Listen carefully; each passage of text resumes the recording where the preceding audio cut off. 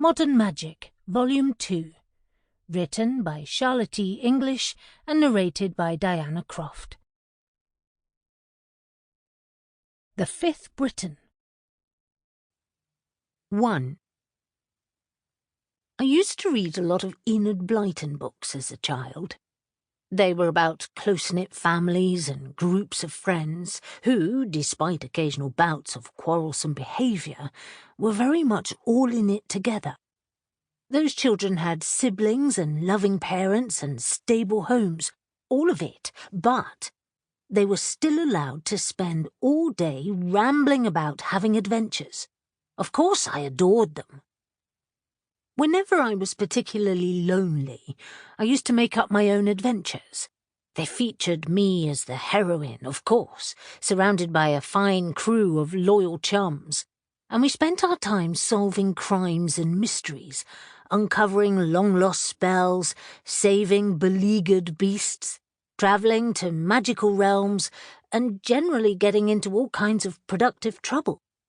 I like that term, productive trouble. I must remember it for the next time Jay gets all raised eyebrows at me. Anyway, a good adventure story always begins with a snappy title. 5 go to Mystery Moor. 5 get into a fix. Look out, Secret 7.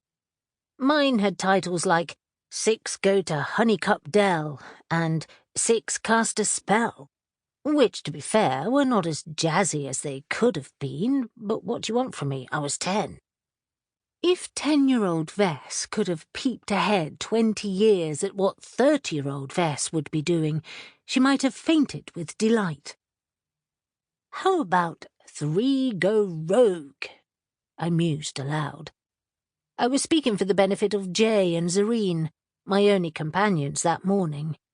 It wasn't even 9 o'clock yet, though the sun was already high, it being late in May. We were huddled around a table in a coffee shop, not far from home. Forgive me if I don't say precisely where. The best adventures have their secrets too. Jay just looked at me. He had a pole-axed air which I could not quite like, partly because the lost look in his dark eyes unpleasantly echoed the shameful clenched feeling in my own belly. This is not how an adventurer responds to a surprise.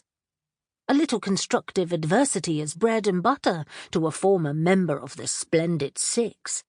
This was exciting. This was thrilling. Terrifying, said a small part of my mind, which I instantly... Sample complete. Ready to continue?